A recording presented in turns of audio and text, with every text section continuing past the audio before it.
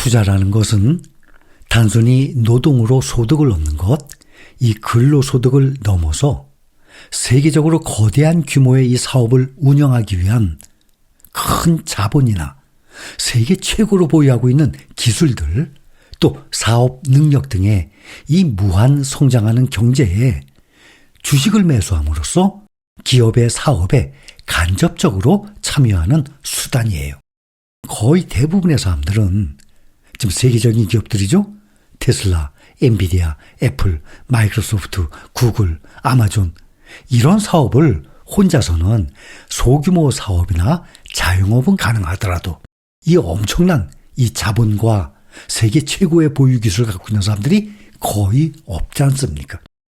그래서 주식을 매수함으로써 그 기업의 사업에 간접적으로 참여를 하는 것입니다. 투자를 할 때는 오늘 투자한 나의 재산이 시간이 흐를수록 불어날 것이라는 확신이 있어야 되는 겁니다. 미래는 아무도 알 수 없어요. 과거에 몇 퍼센트의 수익이 났다고 5년 동안 10년 동안 얼마큼의 수익이 났다고 앞으로도 5년 동안 10년 동안 20년 동안 몇 퍼센트의 수익이 날 거다. 그거는 누구든지 알 수 없는 것입니다. 그러나 오늘 투자한 내 재산이 앞으로 시간이 흐를수록 불어날 것이라는 확신이 있어야 하는 것입니다. 그렇지 않으면 은행에 안전하게 아무것도 하지 않고 묻어두는 편이 낫겠죠. 내일은 세계 경제가, 과학기술이, 기업의 발전이 오늘보다 더 낫다는 믿음이 있어야 합니다. 그리고 투자를 하는 데 있어서 주식을 언제 사고 팔아야 하는지에 대한 조언, 그거 필요하지 않습니다. 언제 사고 팔아야 하는지는 본인만 알 수 있는 거예요. 특히 증권사는 고객의 투자 수익을 위한 포트폴리오를 구축해 주는 것이 아니라 사고 파는 주식 거래를 지속적으로 일으키는 것이 증권사의 주요 생계 수단이기 때문이에요. 그것은 증권사의 잘못이 아니에요. 원래 구조가 그렇게 만들어진 것입니다. 근데 그것을 투자자들이 모르고 있는 것뿐입니다. 주식을 사고 파는 회전율이 높을수록 수익률 어떻게 되죠? 그만큼 떨어집니다. 이런 결과 자료는 항상 나오고 있습니다. 이제 올해 25년도 4월도 얼마 남지 않았습니다. 올해 4월은 2020년 코로나 때, 그때 3, 4월 때 그때 폭락을 했었죠. 그 이후 가장 변동성이 큰 달이 될 것으로 예상이 됩니다. 역사적으로 보면 1월부터 12월까지 연중으로 가장 수익률이 좋았던 달이 11월, 4월, 7월, 12월이었어요. 근데 올 4월은 역대급으로 최악의 달이 될 것으로 예상이 됩니다. 이번 주 다시 상승세로 S&P 500 지수가 올해 들어서 최저치였던 마이너스 15.3%에서 지금은 마이너스 8.6%로 하락폭을 그나마 많이 줄였습니다. 투자자들이 미국 자산 전반에 걸쳐서 이 매도세를 촉발을 했던 미국 매도, 이 전략에도 일시적인 멈춤이 일어난 상태입니다. S&P 500 지수가 트럼프 대통령의 지난 첫 임기 때, 그때는 약 67% 정도 상승했습니다. 이것은 바이든 대통령 재임 시절 56% 상승했던 것보다 더 높은 수치였습니다. 그리고 2008년, 2009년 금융위기 때죠. 그 이후 경제가 회복세를 보였을 때, 그때뿐만 아니라 주가가 폭락을 했다가 오를 때 초반에 상당히 많은 수익이 납니다. 2008년, 2009년 금융위기 이후 경제가 회복세를 보였던 버락 오바마 대통령의 첫 임기 동안 S&P 500 지수는 또 그때는 더 큰 폭으로 상승을 했었습니다. 트럼프가 작년 대선에서 승리한 후 다우지수가 2년 만에 최대 1일 상승률을 기록을 했었어요. 근데 지금 대선 이후의 상승세 지금은 모두 사라진 상태입니다. 작년 11월 5일 트럼프 대통령 이 선거 승리 여파로 3대 주요 증시 지수가 모두 사상 최고치를 경신했어요. 그때 다우지수가 3.6%나 급등을 하면서 2022년 11월 이후 최대 1일 상승률을 기록을 하게 됐었습니다.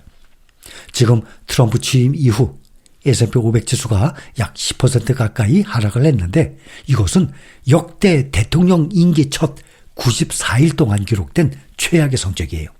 이제 다음 주말 되면 이제 임기 100일째 되죠. 역대 대통령 임기 첫 94일 동안, 한 3개월 정도 되죠. 그동안 기록했던 최악의 성적이에요. S&P 500 지수가 10% 하락이. S&P 500 지수가 1928년 거의 100년 전이죠. 그 이후 지금 가장 낮은 수치를 기록한 상태예요. 지금 트럼프 대통령은 정말 가장 큰 상대, 주식시장을 만난 거예요. 트럼프 대통령이 3개월 전에 워싱턴으로 돌아온 이후에 연방기관들을 전복을 하고 행정권을 강화하고 국제동맹에 도전장을 내밀고 전 세계적으로 미국의 경제 관계를 재편했습니다. 1기에 비해서 지금 이번 2기는 지금 트럼프 대통령을 보좌하고 있는 사람들이 모두 다 트럼프 편이에요. 그러니 쉽게 워싱턴으로 돌아오자마자 트럼프의 이 생각들을 추진을 해나가기 시작한 것입니다. 근데 현재 트럼프의 행보가 시위, 법적 소송, 또 지지율 하락, 또 정치적 반대에 지금 부딪힌 상태예요. 지금까지 트럼프가 한 발 물러나도록 확실하게 촉구한 유일한 세력이 바로 월가예요. 주식시장이에요. 지금 투자자들이 요즘에 안도의 한숨을 쉬면서 미국 주식 매도 이 거래를 일시 중단을 한 상태입니다.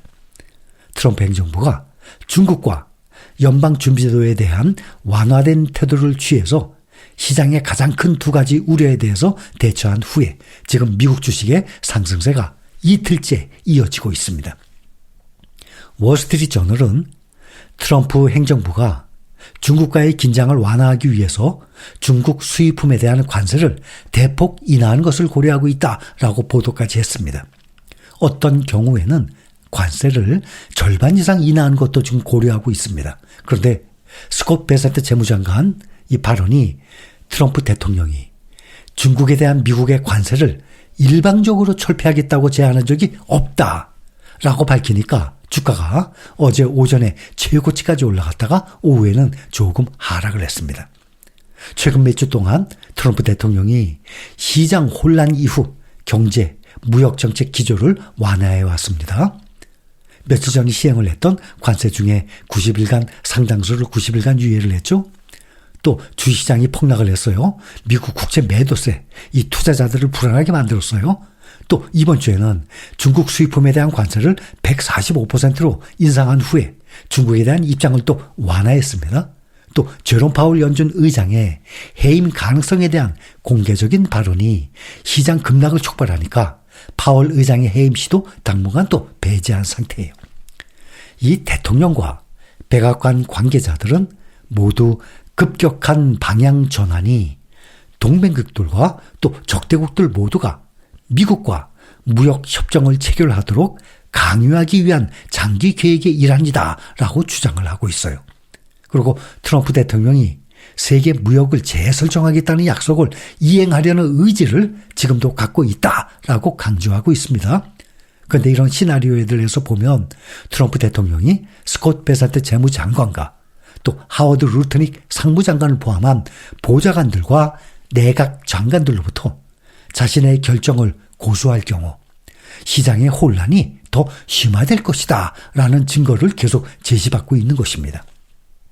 이달 초에도 트럼프 대통령이 채권 시장과 사람들의 약간 불안해지기 때문에 관세를 일시 중단했다라고 인정까지 했습니다. 또 이번 주에도 자신의 무역 정책이 기업의 수익에 미치는 영향에 대해서 이 우려를 하고 있는 경영진들로부터 정기적으로 연락을 받고 있어요. 이번 주 월요일 날 트럼프 대통령이 타깃, 월마트, 홈디포 등의 미국 최대 유통업체의 최고 경영진들을 또 만났습니다. 이 경영진들이 이 관세가 공급망을 교란하고 가격을 인상할 수 있다는 이러한 엄중한 문제를 대통령에게 전달을 한 상태입니다.